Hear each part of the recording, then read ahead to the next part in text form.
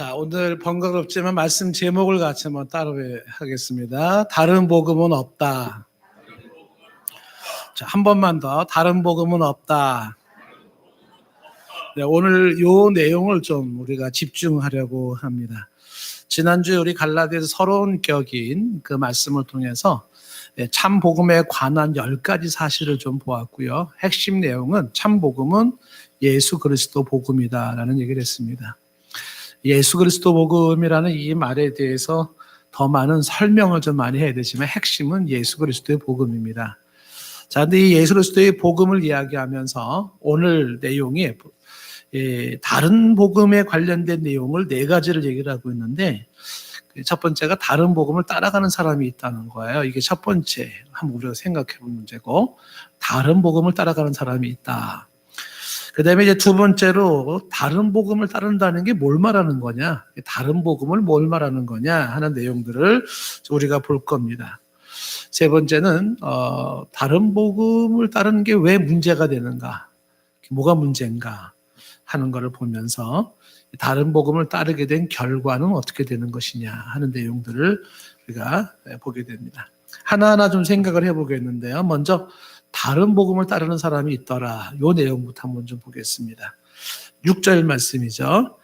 그리스도의 은혜로 너희를 부르신 이를 이같이 속히 떠나 다른 복음을 따르는 것을 내가 이상하게 여기노라. 오늘 그 6절 말씀서부터 지금 여기 9절까지 다른 복음이라는 단어가 여러 번 구절 나오잖아요. 근데 지금 6절에도 다른 복음을 따르는 것을 내가 이상하게 생각한다, 이렇게 말하고 있습니다.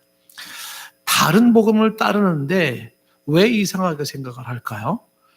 우리가 오늘날 현대인들의 얘기를 바꿔 말하면 신앙은 자유고 종교는 자유인데 내가 다른 복음을 따르든 다른 종교를 믿든 그게 뭐가 문제냐, 그게 뭐가 이상하냐, 이렇게 반문할 수가 있습니다. 그런데 이 6절 말씀을 가만히 들여다보면 다른 복음을 따르는 게 진짜 이상한 거예요. 왜 이거를 이상하다라고 말을 하고 있는가 좀 생각을 해보면요, 이 6절에 지금 그리스도의 은혜로 너희를 부르시니 이렇게 되어 있죠. 그러니까 부르신 이가 하나님을 말하는데 하나님이 그리스도의 은혜로 너희를 불렀다, 이 얘기를 먼저 하고 있습니다.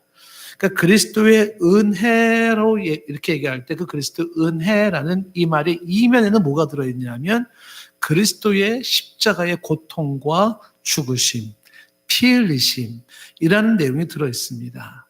그리스도의 은혜는 죄인들을 위한 당신의 낮아지심과 고통과 죽으심과 피 흘리심이 있습니다.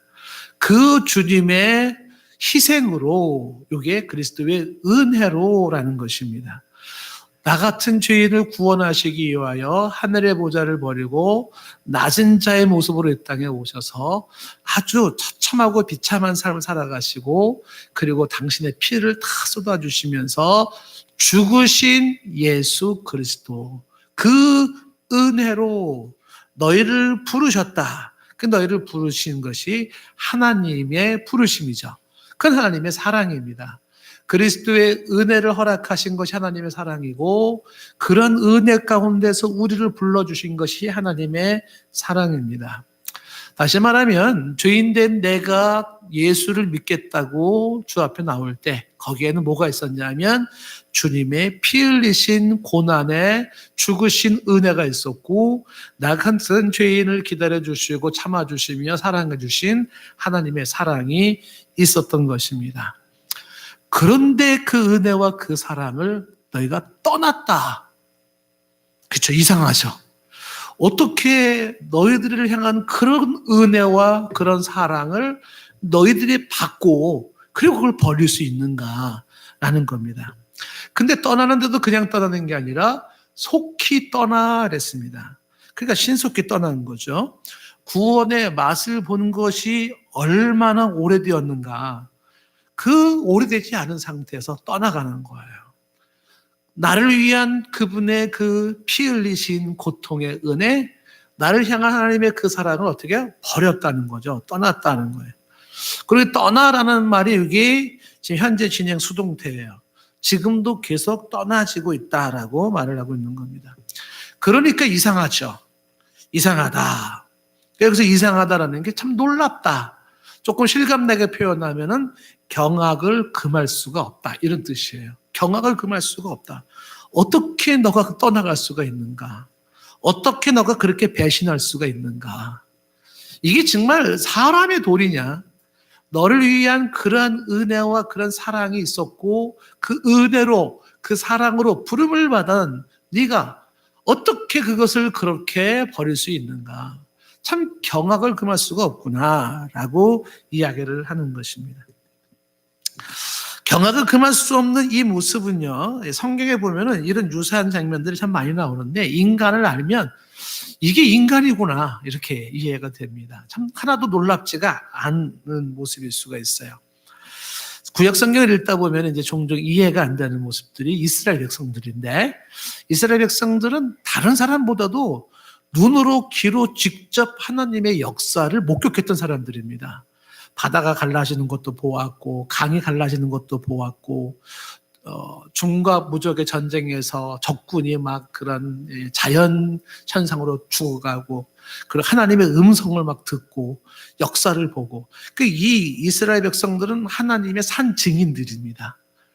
그런데도 그 하나님을 떠나요. 이 참 이해하기가 힘들어요. 더군다나 무력하게 짝이 없는 저 패배를 일삼는 이방인의 종교, 그들의 우상들을 가지고 와서 그것들을 나의 하나님으로 삼고 나의 하나님을 버리는 겁니다. 근데 구약 백성들은 야 어쩌다 이렇게 사람이 한심하냐. 참 인간이 참 무지하다. 지금 내 앞에서 하나님의 그 사랑과 역사를 보면서도 그 하나님에게 등을 던져요. 그리고 패배하고 버림받은 저 패배자 나라의 우상들을 가지고 들어와서 그것을 하나님이라고 섬기는 이스라엘 백성들입니다. 하나님 입장에서 보면은 기가 찰 노릇입니다. 좀처럼 믿기지 않습니다. 그런데 그런 모습이 버젓이 일어나는데 한두 번이 아니라 계속 일어나더라는 거예요. 여러분 어떻게 생각하세요? 이런 인간들 더 사랑할 가치가 있을까요? 그냥 발로 차버리고 말이에요. 어떻게 하면 좋을까요? 자, 그런데 고린도 후서 우리가 이제 11장 4절에서도 나오지만 보세요. 고린도 교회도 마찬가지잖아요. 만일 누가 가서 우리가 전파하지 아니한 다른 예수를 전파하거나 혹은 너희가 받지 아니한 다른 영을 받게 하거나 혹은 너희가 믿지 아니하는 다른 복음을 받게 할 때 어떻게 해요? 너희가 잘 용납하는구나. 잘 용납하는구나. 이 웃어야 될지 울어야 될지 모르는 표현인 거죠. 잘 용납하는 거는요, 바른 예수, 바른 성령, 바른 복음을 잘 용납하면 얼마나 좋아요. 그런데 나를 망치고 나를 지옥 가게 하고 나를 파괴하는 것을 잘 용납하는 거예요. 인간의 본성이 좀 그렇습니다. 타락한 본성이. 선을 행하는 일에는요, 사람들이 마음을 모으기가 어려워요. 근데 죄 짓는 일에는요, 마음이 잘 모아집니다. 선한 일에 돈 좀 투자하자 그러면 돈 투자 거의 안 해요. 근데 죄 짓는 일에 돈 투자합시다 그러면은 뭐 아낌없이 투자를 하는 겁니다. 그러니까 안 좋은 것에는 그냥 마음과 뜻과 정성을 참 잘 들이는데 좋은 것, 날 살리는 것, 유익한 거는 그렇게 인색하게 짝이 없어요. 이게 우리 인간의 현실이죠. 그래서 이 잘못된 거는 우리가 잘도 용납하는구나 이렇게 이야기를 하고 있습니다. 그래서 이상하다는 겁니다. 참 복음으로 처음에는 부름을 받았어요. 참 복음으로. 그리고 결국은 어떻게 해요? 참 복음으로 부름을 받아서 복음을 떠나서 다른 복음을 따라가는 거예요. 복음을 떠나는 겁니다. 이런 사람들이 너무 많다는 것입니다. 지금 이제 보통 정통교회에서 이단이라고 정죄하는 대부분의 이단들, 그런데 보면은 거기 나오는 사람들이 뭐 통계는 안 나봤지만 거의 다 기존 교회 신자들이에요. 초신자들을 전도해가지고 그렇게 거의 안 합니다.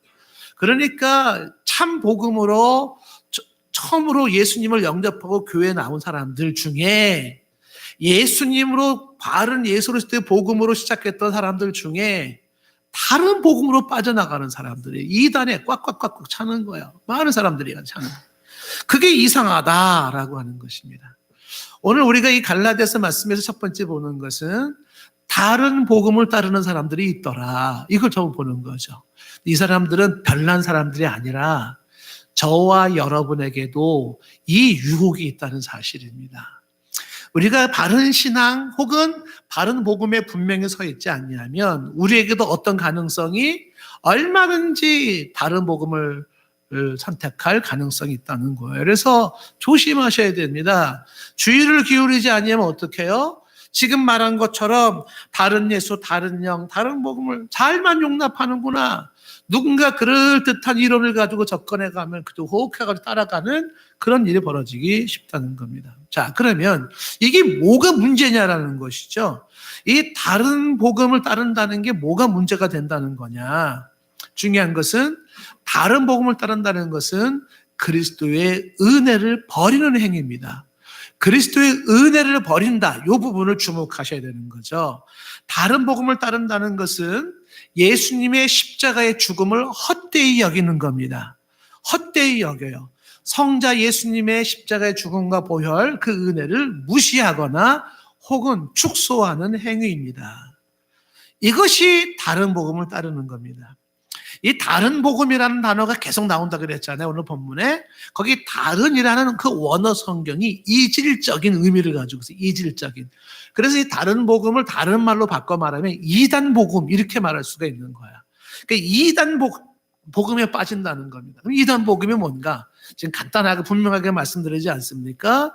예수님의 십자가의 죽음을 헛되이 여기는 거예요. 이단 복음이. 그리스도의 은혜를 버리는 행위입니다. 주님의 죽으심과 보혈, 그 은혜를 무시하거나 축소하는 것입니다. 자, 예를 들어 보면은요, 지금 이 글을 쓰고 있는 갈라디아 교회에 지금 이 이단들 다른 복음이 뭐냐면 그게 유대주의, 율법주의 복음입니다. 그럼 유대주의, 율법주의가 갈라디아 교회에 들어왔습니다. 들어왔는데 그 유대주의, 율법주의 복음의 핵심이 뭐냐면 구약의 율법을 지켜야 구원을 받는다는 거예요. 구약의 율법을 지켜야지. 그런데 사도 바울이 전한 복음은 뭡니까? 그리스도의 십자가의 대속을 믿음으로 구원받는다는 겁니다. 부딪히는 거죠. 그래서 율법을 지킴으로 구원을 받는다는 건 행위 구원을 말하는 것이고, 그 다음에 그리스도 대속의 십자가의 대속을 믿음으로 구원받는다는 건 행위 구원이 아닌 믿음 구원이에요. 차이가 나는 겁니다. 사도 바울은 분명히 알고 있는 게 뭐냐면 인간은 그 어떤 누구의 행위로도 자신을 구원받을 수 있는 길이 없다는 걸 알아요. 행위로는 구원이 불가능하다. 중세 때 로마 카톨릭이 강조했던 행위 구원이 뭐예요? 면죄부 사고 고해 성사를 하고 등등이 있었지 않습니까? 그게 공로신앙을 하고 바꿔 말할 수가 있는데 그 공로신앙, 내가 어떤 공로를 쌓아서 어떤 행위를 함으로써 구원에 이를 사람이 없다는 것이 종교개혁에서의 발견이에요. 그래서 인간은 구원을 이룰 수 없는 존재이기 때문에 하나님이 은혜로 사랑으로 구원을 완성시켜 놓은 게 예수 십자가 사건입니다. 모든 죄를 대신 짊어진 그 어린 양 예수를 죽게 함으로 말미암아 십자가에 흘린 그 보혈이 구약 성경에 수도 없이 왔던 짐승의 피로 이루어졌던 그 제사를 완성했는데 영원한 속죄를 이룬 거예요. 이게 시브리서에 나와 있는 말씀 아닙니까? 그래서 그 예수 그리스도를 그가 이루어오는 구원을 믿음으로 받아들임으로 구원에 이른다는 사실입니다. 기억하실 것은 다른 복음을 따른다는 것은 예수님의 십자가의 죽음을 헛되이 여기는 것으로서 예수 그리스도의 복음을 놓치거나 혹은 그 예수 그리스도의 십자가의 복음을 약화시키거나 축소시키는 것입니다. 행위 구원으로 가는 거예요. 오늘날도 많은 사람들이 예수 그리스도를 믿는다고 하면서도 여전히 행위 구원을 얘기하시는 분들이 많이 있어요. 행위 구원. 행위 구원의 문제가 아닌 것입니다. 자, 이런 식으로 얘기하시는 분들에게는 뭐가 전제되고 있냐면 예수님이 이루어 놓은 구원을 미완성으로 보거나 불완전한 것으로 보고 있는 것입니다. 예수님은 완전한 구원을 이루지 못했다. 그의 대속이 완전치 못하다. 구원이 완성되지 못했다. 라는 전제하에 그러므로 네가 뭔가를 어떻게 해야 된다. 라고 이야기를 하는 것입니다. 분명한 사실은 한 죄인이 예수 그리스도의 복음, 그 복음을 온전히 붙잡지 않고는 누구도 하나님 앞에 죄사함을 받을 수 없고 그리고 구원받을 수가 없다는 사실입니다. 유대주의나 율법주의 행위 구원은 예수 그리스도 복음이 아니에요. 행위 구원은 예수 그리스도의 복음이 아닙니다. 당시에 유대인들에게는 이 고민, 딜레마가 빠져 있는 거죠. 수천 년 동안 선조들로부터 물려왔던 율법이 있는데 그 율법을 지킴으로써 우리가 하나님 앞에 구원받는다고 믿고 있던 그들에게 예수 십자가의 대속을 믿음으로 구원받는다고 하니까 그 예수님이 율법을 버리는 것으로 이해가 되어진 겁니다. 그러니까 수천 년 동안 내려온 율법이 예수 십자가 사건 때문에 폐기된다는 것이 그들은 받아들이기가 힘들었던 겁니다. 그래서 심지어 예수 그리스도를 믿으면서도 여전히 율법을 지켜야 한다는 걸 놓지 않고 있었던 것입니다. 이 갈등을, 이 딜레마를 다룬 게 사도행전 15장입니다. 15장에 나와 있는 사도행전 15장의 예루살렘 공회가 이 문제 가지고 나눈 거죠. 당대의 한 가지 율법을 지키는 핵심 내용이 할례 문제였는데 예수 믿는 사람이 할례를 받아야 되느냐 말아야 되느냐는 문제입니다. 그들에게 있어서의 할례라고 하는 것은 언약받은 언약의 백성의 절대 표시예요. 언약 백성의 절대 표시인 할례를 받게 할 거냐 말 거냐. 예수 그리스도의 대속의 십자가의 구속을 믿음으로 구원받는 사람에게 언약 백성의 절대 표시인 할례는 필수인가 아닌가. 그 문제 가지고 최초의 세계의 교회 협의회 1회 모임이 예루살렘 공회에서 열린 겁니다. 결론이 뭡니까? 그 할례가 필수가 아니라는 결론을 내린 거예요. 그토록 중요한 율법에서 지켜야 한다라고 하는 그것이 아니라 오직 예수님이 십자가에서 피 흘려 이루어 놓으신 그 대속의 그 사건을 믿음으로써 그걸 우리는 구원에 이른다는 결론에 내리게 된 겁니다. 이 내용이 당대는 아주 중요한 문제이기 때문에 갈라디아서 5장에 미리 예습합니다. 5장에서 사도 바울이 이렇게 얘기해요. 5장 4절에 보면 율법 안에서는요, 의롭다함을 얻으려 하는 게 실수예요. 율법 안에서라는 건 율법 가지고 행위 구원으로서 이렇게 말하는 거죠. 그걸로 의롭다함을 얻으려 하는 사람이 있다면 그 사람들은 누구예요? 그리스도에게서 끊어지는 사람이고 은혜에서 떨어지는 사람입니다. 분명히 하셔야 됩니다. 예수 십자가의 보혈의 사건을 통하여 의로워지려고 하지 않는 사람은 그리스도에게서 끊어지고 은혜에서 떨어지는 사람이에요. 다시 얘기하는데 율법 안에서 그 어떤 행위로서 의롭다함을 받으려고 하는 사람들, 예수 그리스도가 이루어 놓으신 구원의 완성, 대속의 사건을 받아들임으로 의로워지지 아니하고 뭔가를 행함으로써 의로워지려는 사람들은 그리스도에게서 끊어지는 자고 은혜에서 떨어지는 자예요. 5절 말씀에 계속 이렇게 말하죠. 우리가 성령으로 믿음을 따라 의의 소망을 기다리나니 믿음으로 의의 소망을 갖게 되는 거예요. 6절 말씀에 말하지 않습니까? 그리스도 예수 안에서는 그래서 할례나 무할례도 효력이 없어요. 그게 중요하지 않습니다. 율법을 지켰냐 안 지켰냐는 2차 문제입니다. 뭐가 중요해요? 사랑으로 역사하는 믿음뿐입니다. 그래서 먼저 믿음이 중요한 거예요. 선 믿음 후에 따라오는 사랑의 실천인 것이죠.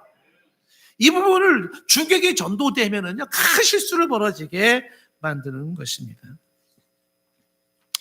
그런데 오늘날도 다른 복음을 따르는 사람들이 많다는 겁니다.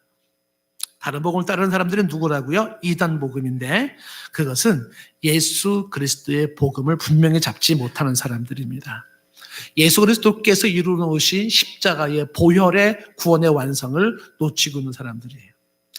제가 우연히 그 하나님의 교회라고 하는 그 교회의 그 소개서를 이렇게 좀 봤습니다. 거기 보니까 영생은 하나님 아버지와 하나님 어머니를 통해서 믿는다, 받는다 라고 하면서 그것을 성경적으로 쭉 설명해 놓았습니다. 영생은 하나님 아버지와 하나님 어머니를 통해서 받는다.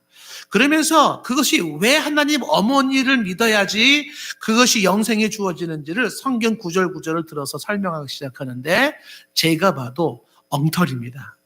분명히 말하지만 그 성경 해석이 굉장히 자의적인 해석을 하면서 설명을 하기 시작합니다. 그러면서 여기서 강조하는 것 중에 하나가 뭐냐면 여기서는 구약의 절기를 지켜야 된다. 구약에 있는 말씀을 왜 안 지키냐. 구약에 나온 절기를 지켜야 된다. 안식일은 토요일 날 지켜야 된다. 왜 토요일 날 안 하고 콘스탄틴 황제가 말한 일요일을 안식일로 지키냐. 이런 식으로 얘기하고 초막절을 지켜야 한다고 이야기를 합니다. 이 부분에 대해서 신학적인 설명을 한다면 굉장히 많은 설명이 필요할 수 있는데, 간단히 먼저 짚고 넘어갈 것은 구약의 의식법이라는 게 있고 도덕법이라는 게 있는데, 구약의 의식법, 짐승을 잡는다든지 피 흘린다든지 이런 것들은요, 구약의 의식법은 그리스도 안에서 다 이루어진 완성이기 때문에 지금 우리는 구약의 의식을 따라가지 않아요. 구약의 의식을 지금도 따라간다 그러면 그건 유대교입니다. 유대교. 지금 기독교는 유대교가 아니에요. 그럼에도 불구하고 구약에서 그 도덕법이라고 하는 게 있어요. 도덕법은요, 그리스도 안에서 의식법이 완성됐어도 그리스도 안에서 율법은 계속적으로 요구되어지는 거죠. 그 율법이 뭡니까? 그리스도 안에서 하나님 자녀가 된 자들이 따라가는 삶의 모습이죠. 율법의 도덕법은 지금도 유효하다 할지라도 여기서도 분명히 할 것은 그 도덕법인 율법이 그리스도의 대속을 대신하지는 못해요.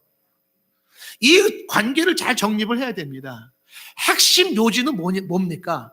영생을 어떻게 해봤습니까? 하나님 어머니를 통해서입니까? 성경에서 말하는 것이 뭐냐면 영생은 예수님의 십자가의 보혈로 완성된 그 구원을 믿음으로 받아들임으로 영생을 얻는 거예요. 이 부분이 강조되지 않는다면 뭡니까? 다른 복음이에요. 그게 이단 복음이 되는 겁니다. 예수님의 십자가에서 흘린 그 보혈로 완성된 이 구원의 완성을 이 부분에 집중하지 못한다면 다른 얘기 막 해봤자 무슨 율법을 지키고 무슨 어머니 하나님을 얘기한다도 그건 다 바른 복음이 아닌 것입니다. 옛날부터 지금까지 이 문제가 계속 논쟁이 되어 왔어요. 초대교회 당대에는 예수님이 어떤 분은 예수는 사람이 아니야. 그는 신이야, 신. 이렇게 어떤 데서는 예수님은 신이 아니야. 그냥 인간에 불과해. 어떤 데서는 예수님은 반은 신이고 반은 인간이야. 이렇게 슉슉 지킬 박사 하이드처럼 왔다 갔다 해. 수많은 이론들이 있었습니다. 그래서 예수님이 십자가에서 이루어 놓으신 그 구속의 완성의 의미가 놓쳐버린 거예요. 그런데 이게 초대교회에서만 끝난 게 아니라 현대 신학이라고 하는 내노라는 신학대학 이름 있는 세계적인 박사들까지도 이야기를 하는 거예요. 대표적으로 현대 신학자 중에 루돌프 칼 불트만이라는 사람이 있어요. 이 사람은 예수를 실존 인물이 아니라고 보는 겁니다. 가공된 인물이고 신화적인 인물로 보는 거예요. 그래서 예수나 기독교를 말하는 이거는 역사성이 없는 신화적 종교로서의 기독교를 얘기를 하고 있어요. 이 흐름을 따라서 지금 어떤 한국의 유명한 교수는 예수는 없다라는 책을 쓴 겁니다. 이런 책을 보면은 다 어떻게 이해가 됩니까? 예수는 실제 인물이 아니었는데 꾸며낸 그런 가공의 인물이 그렇게 된 것이구나.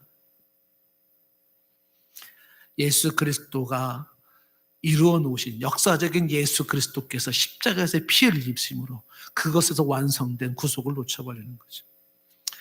이 루돌프 볼트만이라고 하는 사람은 이 스트라우스라는 또 다른 신학자는 이렇게 얘기를 하는 거죠. 아니, 그 가공의 인물은 아니고 예수는 실제 인물이야. 실제 인물이긴 인물인데, 스트라우스는 말하기를, 그런데 예수님 평범한 인간이었는데, 제자들이 그 예수님을 신격화시켜가지고 막 이야기를 꾸며냈다는 거예요. 이야기를 막 꾸며냈다는 것입니다. 그래서 예수님을 신앙화시켜버렸다. 라고 이야기를 하는 거예요. 이런 현대 신학을 이야기할 때, 여러분들 중에서도 그게 맞는 거 아닌가요? 라는 사람이 있다는 거예요. 자, 제가 오늘 얘기를 잘 들어보시면 있잖아요. 왜 이 다른 복음이 왜 이렇게 심각한지는 잘 명심하셔야 되는 게 바로 이런 부분들입니다. 수많은 사람들이 예수 그리스도의 신앙에 회의를 갖고 의심을 갖고 흔들려요. 이유가 뭐냐면 이 다른 복음 때문에 그러는 거예요.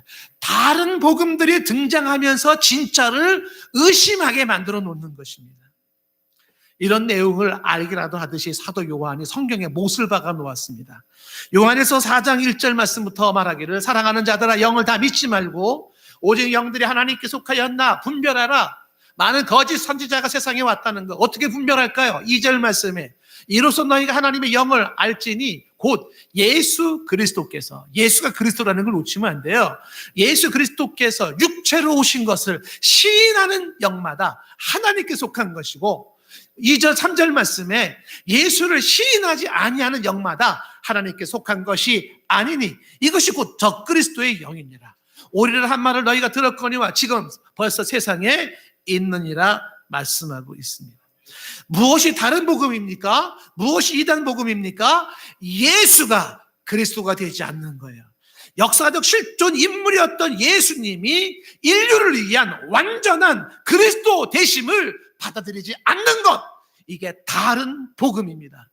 비슷하게 아무리 얘기해봤자 예수가 진정한 그리스도가 되지 못한다면 뭐예요? 다른 복음이 되는 겁니다.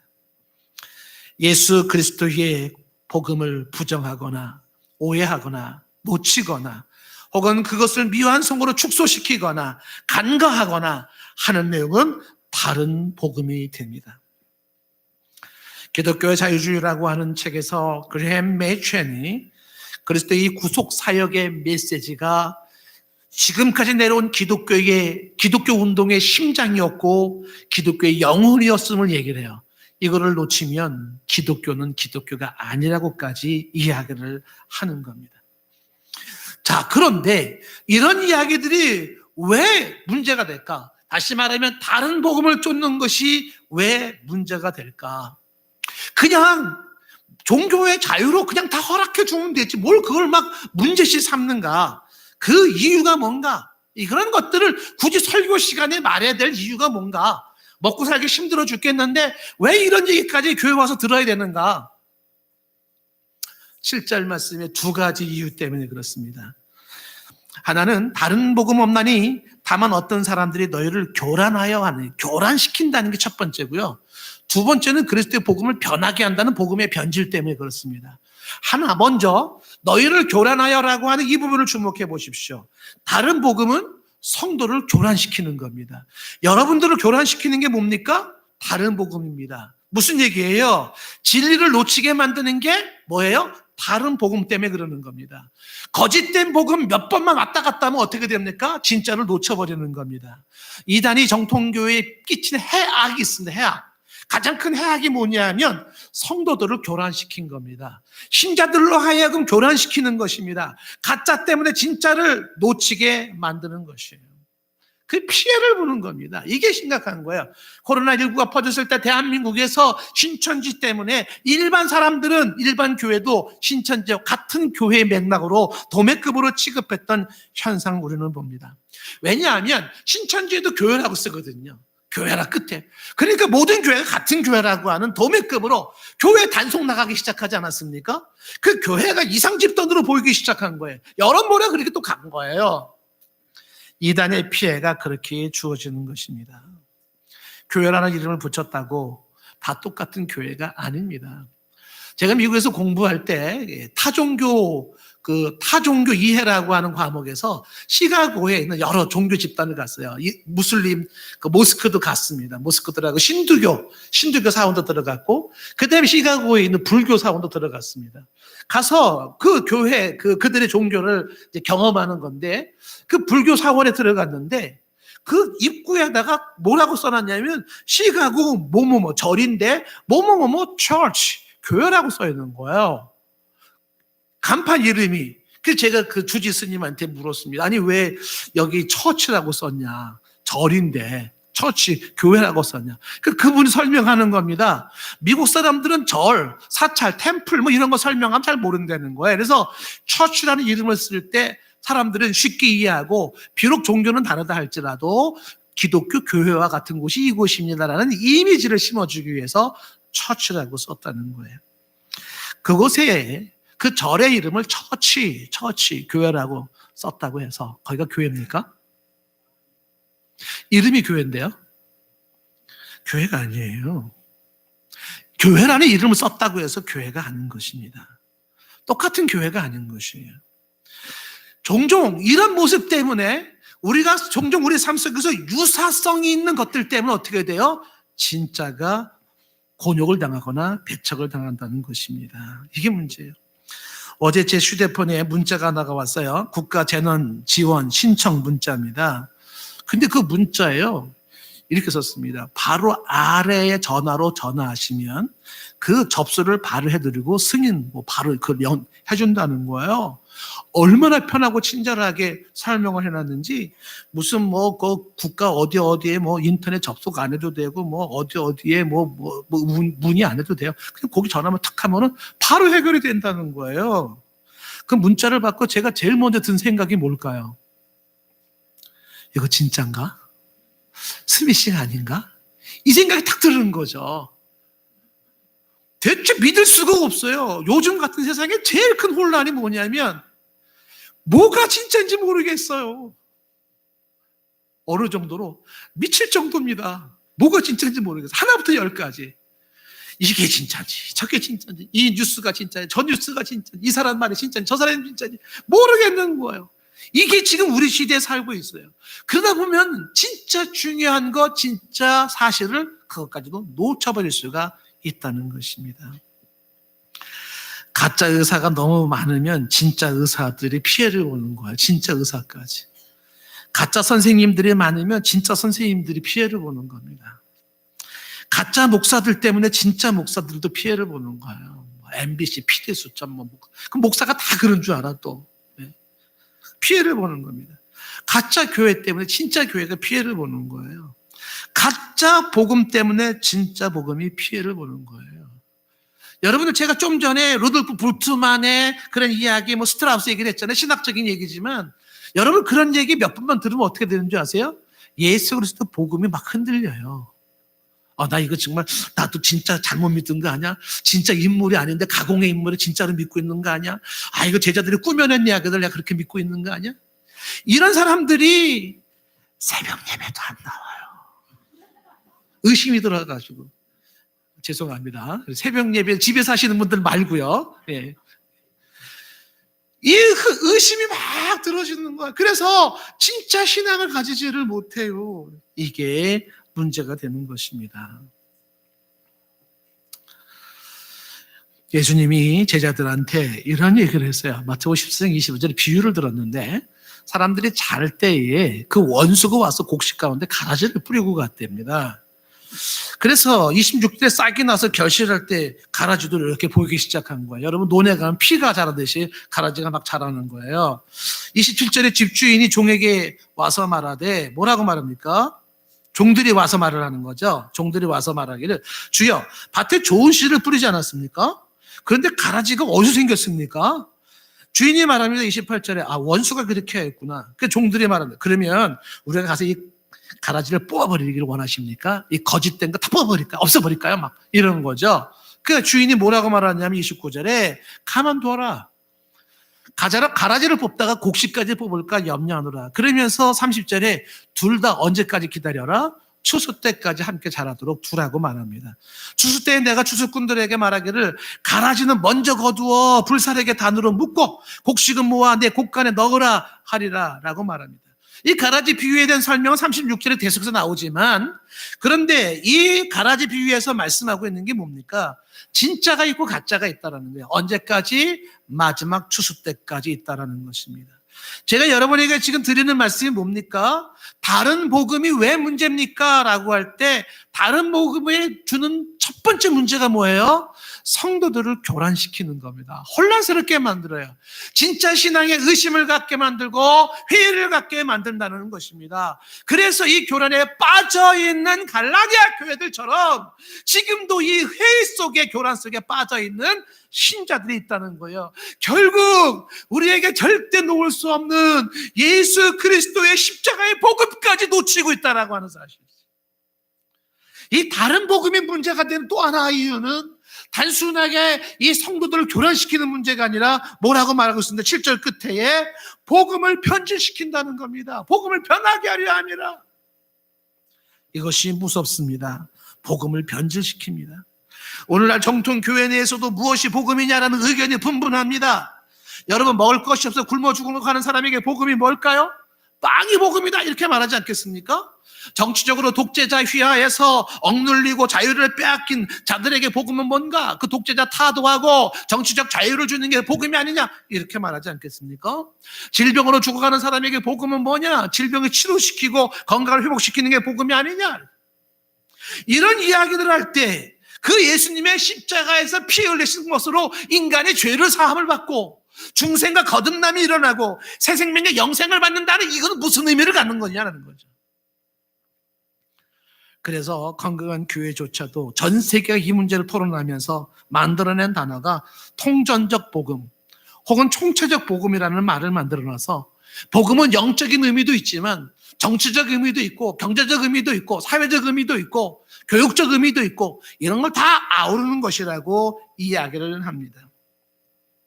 그런 모든 말씀들을 우리가 총체적으로 이해한다는 데서는 어느 정도 동의를 할 수 있습니다. 자, 그런데 문제는 뭡니까? 아주 중요한 문제. 예수님의 십자가 사건, 주님의 보혈의 그 의미를 제대로 짚고 있느냐라는 거예요. 예수님의 십자가 보혈의 이 역사적 사건 자체가 가지고 있는 파워를 과연 놓치고 있지 않느냐라는 거예요. 이게 문제인 거예요, 이게. 예수님의 십자가에서 흘린 그 보혈, 그 사건 자체가 만들어내는 그 파워, 그 복음의 파워가 죄사함과 새 생명을 잉태시키는 파워인데 이거를 놓치고 있지 않냐는 겁니다. 굉장히 심각한 문제가 되고 말아요. 왜냐하면 보세요, 여러분들. 많은 사람들이 예수를 윤리적 예수로 따라가고 있지 않습니까? 윤리적 예수로서 예수님의 윤리적 삶을 따라가야 된다고 말하고 있지 않습니까? 혹은 예수님을 모델 예수로 말하고 있지 않습니까? 예수님이 하나의 모델이다. 예수님처럼 희생을 배워라. 예수님처럼 섬김을 배워라. 예수님처럼 타인을 위하는 걸 배워라. 예수님처럼 사랑을 배워라. 모델로서 예수를 말하고 있지 않습니까? 혹은 예수의 가르침을 강조하면서 그의 산상수원을, 그의 가르침을 따라가라고 말하고 있지 않습니까? 그런데 그 예수가 흘린 보혈이 인간의 죄를 사하고 나를 새 생명으로 만든다는 내용이 없어요. 그렇다면 이게 뭡니까? 가장 중요한 죽음에서 생명으로 바꿔놓는 그 예수 십자가의 보혈의 사건을 빼놓고 윤리적 예수를 말하고 모델로서 예수를 말하고 예수의 가르침을 강조한다면 그게 성경에 말한 제대로 복음일까요? 아니라는 겁니다. 이 부분에 가슴이 터질 만한 사람이 바로 메이츠라는 사람이에요. 그레햄 메이츠. 이 사람이 그 잘 나가는 유명 교수로 프린스턴 대학을 떠나서 이것 때문에 떠나는 거예요. 그리고 지금 필라델피아 웨스트민스터 신학대학을 세우게 된 게 이것 때문에 세워지는 겁니다. 왜 예수님의 십자가 사건에 그 변화된 그 놀라운 복음을 놓치고 있냐라는 거예요. 이게 만들어놓은 게 자유주의 신학이라는 겁니다. 그래서 이 자유주의 신학은요, 그분의 얘기는 가톨릭보다 더 못돼 먹었다. 그거는 기독교도 아니다라고 심하게 얘기를 합니다. 제가 여러분에게 전하는 말씀도 이것이죠. 뭐가 복음의 변질입니까? 다른 복음의 복음을 변질시켜버렸어요. 그래서 그 영향을 받고 있습니다. 많은 사람들이 변질된 복음을 가지고 있고 다른 복음을 가지고 있습니다. 그래서 그 영향을 받아서 어떻게 됐다고요? 예수님의 십자가의 보혈이 간과되고 있고 그분이 십자가에서 이루어 놓으신 그 구원의 완성을 놓치고 있다는 사실. 그 예수님의 십자가의 사건, 그 피의 사건 자체가 만들어내는 파워를 놓치고 있다는 것입니다. 이게 다른 복음이 가지고 있는 위험성이에요. 십자가의 보혈, 그 보혈의 파워를 놓쳐버렸어요. 이 파워를 여러분들이 인식하고 기억해야 됩니다. 제가 예를 들어보고 싶어요. 기억 속에 아주 오랫동안 많이 언급되었던 인물이 하나가 있습니다. 1963년도 10월 19일 날 새벽 2시에 강원도 인제군 남면 어론리에서 이덕주 군인 중령 일가족 6명을 도끼로 다 찍어서 죽여버린 사건이 있었어요. 이른바 고재봉 사건입니다. 신문에 대문짝하게 뉴스가 나고 그 뉴스 신문을 보는 사람들은 세계가 충격을 먹었습니다. 어떻게 사람이 이렇게 잔인할 수가 있는가. 그에게 사형 언도가 주어졌고 이 고재봉이라는 사람은요, 교도소에서도 여전히 신경질적이고 그리고 살기가 등등했습니다. 심지어는 교도소장의 눈을 파가지고요. 그래서 이 사람 별명이 눈 파는 염라대왕이라는 별명을 가지고 있을 정도. 누구도 접근하기가 힘든 사람이었습니다. 그에게 군목 목사님이 가서 요한복음 3장 16절 하나님이 세상을 이처럼 사랑하사 독생자를 주셨으니 그 말씀을 간단히 전하면서 그 말씀이 들어갈 리가 없었겠죠. 그때에 한 사람이, 한 집사 한 분의 가슴속에 부담을 가진 사람이 있었어요. 안국선이라는 이 집사님 한 분이 그 고재봉이라는 사람에 대한 심각한 부담을 가지고 그를 찾아가서 면회를 하는데 면회를 거절당합니다. 그래서 이분이 그 고재봉에게 신약 성경 하나를 선물로 주었습니다. 고재봉이 그 교도소 들어가서요, 그 신약 성경을 5번을 읽었답니다. 그래서 성경을 읽다가 어느 한 부분에서 그는 멈추고 말았습니다. 그것은 군목 목사님이 전해줬던 요한복음 3장 16절 말씀을 보면서 이 고재봉에는요, 굉장히 충격이 찾아오기 시작했는데, 하나님이 세상을 이처럼 사랑하사 독생자를 주셨으니, 여기서 멈춰버린 거예요. 독생자를 주셨다고? 왜? 독생자를 주셨으니. 독생자를 주셨으니. 예수 그리스도 독생자, 이 땅에 오신 독생자 예수 그리스도 앞에 그는 멈추기 시작했고, 어느 날 그는 그 교도소 방 안에서 울기 시작을 했습니다. 그리고 그는 통곡하며 말을 했습니다. 내가 어릴 적 우리 동네에도 교회가 있었는데 교회가 나에게 예수를 알려주지 않았다. 예수를 알려주지 않았다. 내가 그 예수를 듣지 못해서 사람을 죽인 것이 아닌가. 교회가 예수를 말해주지 않음으로써 그는 예수 그리스도, 독생자 예수 그리스도 그를 만나기 시작하면서 그의 완악한 마음은 깨지기 시작하고 본인의 죄인임을 알기 시작을 했다는 것입니다. 예수님이 이 땅에 오신 독생자 사건, 그가 십자가에 죽으신 사건은 그 옛날 과거 속에 묻혀있는 하나의 역사적 사건이 아니라 지금 현재 여기 나에게 찾아오는 사건으로 그에게 찾아오기 시작했습니다.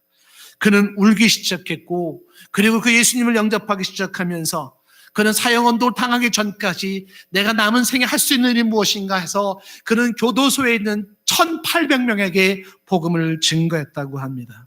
2,000명 재소자들 중에 1,800명에게 복음을 증거했고, 그리고 마지막 사형 집행일 날 그는 죄수들이 바라보는 앞에서 사형장으로 끌려가면서 마지막 얘기가 이 감옥에서 나가거든 꼭 예수를 잘 믿으라고 부탁을 합니다. 예수를 잘 믿었다면 여기 오지 않았을 것이라고 이야기를 하는 것입니다. 헌병들이 총을 겨누는 9명의 그 헌병들 사격소 앞에서 마지막 할 말이 없냐는 사형 집행관의 이야기에 고재봉은 요한복음 3장 16절을 말했답니다. 하나님이 세상을 이처럼 사랑하사 독생자를 주셨으니 이는 저를 믿는 자마다 멸망치 않고 영생을 얻게 하려 하심이라. 그리고 그의 얼굴에 검은 보자기가 씌워지고 그는 인내하신 구세주여 찬송을 부르기 시작하는데, 인내하신 구세주여 내 말 들으사 죄인 오라 하실 때 날 부르소서 엉엉 하염없이 울면서 찬송을 부르는데, 거기에 참석했던 검시관, 검사, 군목, 집행관, 심지어 사수들까지도 눈물이 범벅이 됐었대요. 그리고 그가 웃을 때 방아쇠를 당겨달라고, 어떤 기록에 보면은 이제 뭐 그 위에 하늘 날아가는 그 노래 불렀다고도 하고, 또 어떤 데는 그가 이 후렴구를 부를 때에 그의 얼굴이 환하게 빛나는 그 자기가 이젠 됐다는 사인을 주었고, 그리고 총발이 터지면서 그는 그렇게 죽었답니다. 죽고 난 그의 시신에 얼굴에 그 검은 복문을 벗겼을 때 그는 아주 환한 얼굴을 띠고 있었다는 겁니다. 끔찍한 이 살인마라고 일컬어지는 이 사람이 어떻게 변했을까요? 누가 변하게 한 걸까요? 무엇이 변하게 한 걸까요? 예수 그리스도예요. 단지 보여지는 삶의 변화만이 아니라 그에게는 진정 어린 그 영혼의 변화가 일어났어요. 그 영혼의 변화, 그것은 그 어떤 교훈이 아니라 그 예수님의 십자가 사건이 그에게 부딪히면서 만들어낸 놀라운 사건입니다. 다른 복음이란 유사복음을 말하는 겁니다. 여러분, 위조 지폐는 진짜 돈 같지만 위력을 발휘할 수가 없습니다. 밀랍 인형은 진짜 사람같이 생겼지만 거기에는 생명이 없습니다. 말도 못하고 감정도 없고 활동도 못합니다. 유사복음은 진짜 복음과 비슷하게 생겼지만 거기에는 파워가 없습니다.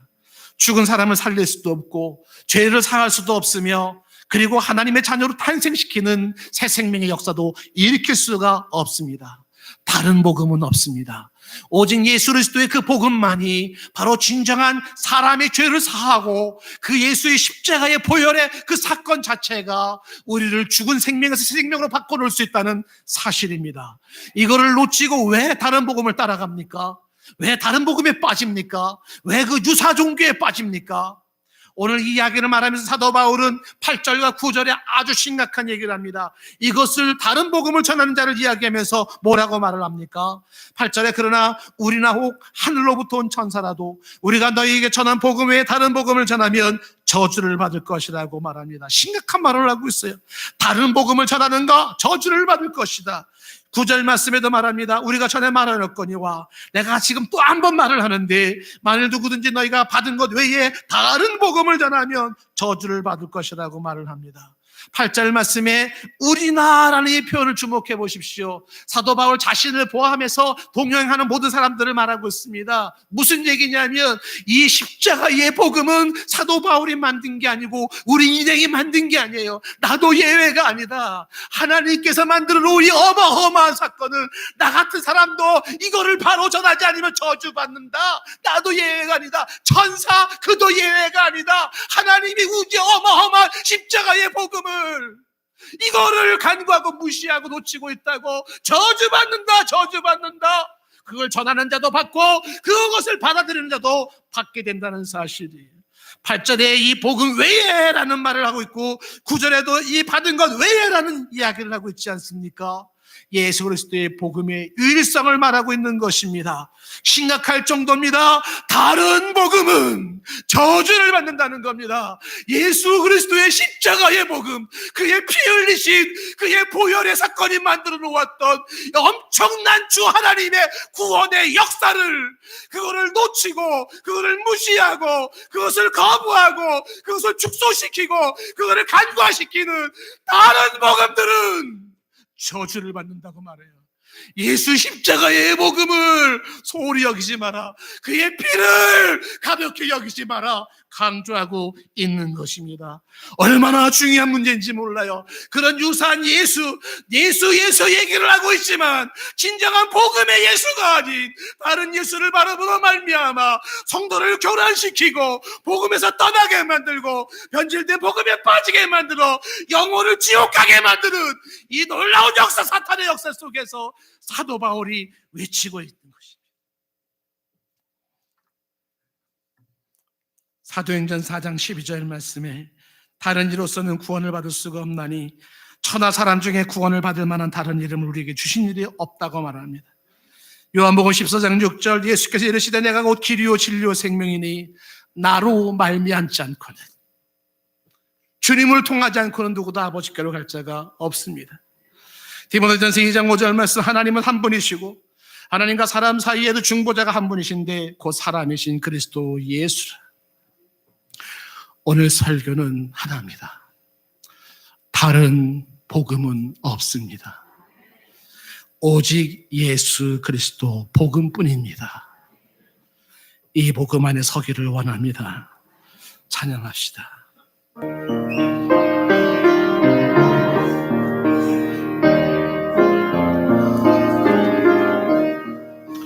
내 주의 보혈을 전하고 전하다 내 죄를 정케 하신 주 날 오라 하신다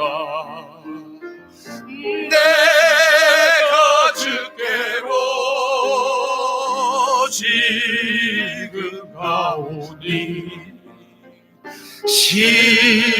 십자가의 보혈로 날 씻어주소서 약하고 주에도 주께로 나가면 힘 주시고 내 주함을 오시서 약하고 주해도 약하고 주해도 주께로 나가면 힘 주시고 내 주함을 곧 씻어주시네. 내가 주께로 지금 가오니 십자가의 보혈로 날 씻어주소. 날로라 하심은 날로라 하심은 온전한 믿음과 또 사랑과 평안함 다 주려 함이라. 내가 주께로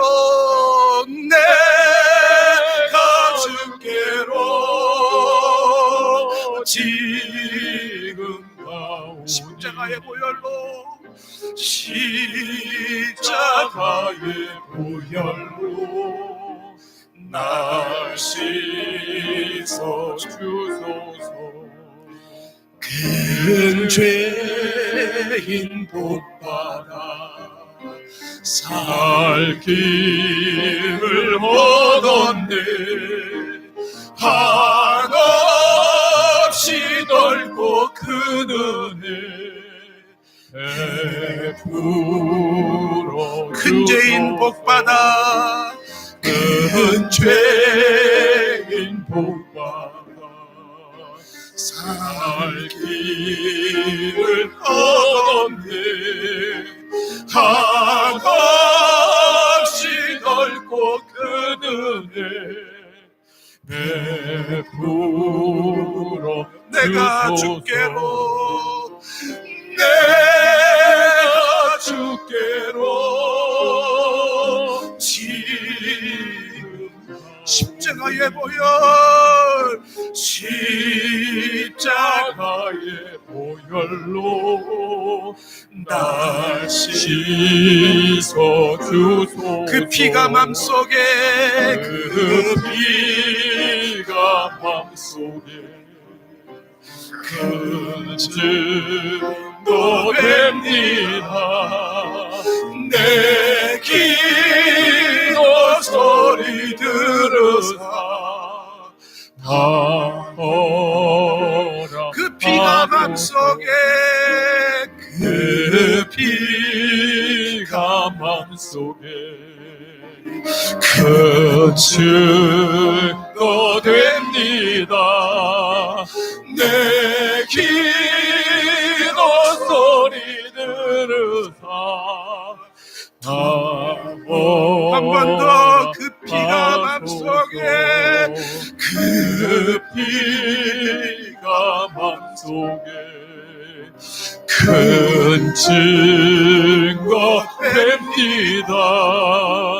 내 기도 소리 들으사 하소서.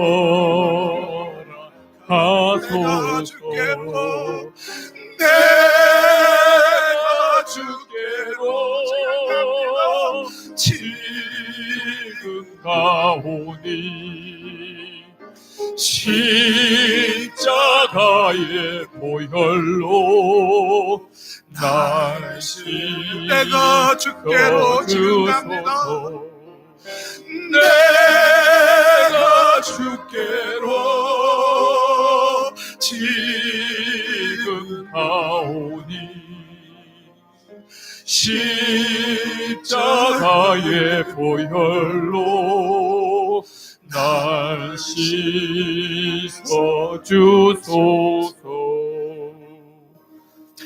내가 주께로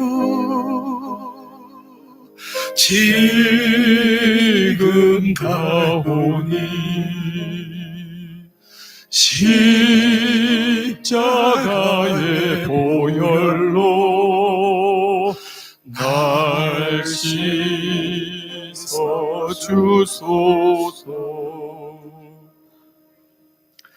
하나님 아버지, 다른 복음은 없습니다. 예수 그리스도 복음뿐입니다. 이 복음에 견고히 서게 하옵소서. 다른 복음 때문에 예수 그리스도의 복음을 놓치지 않게 하옵소서. 생명은 예수 그리스도 복음에만 있습니다. 죄사함은 예수 그리스도 복음에만 있습니다.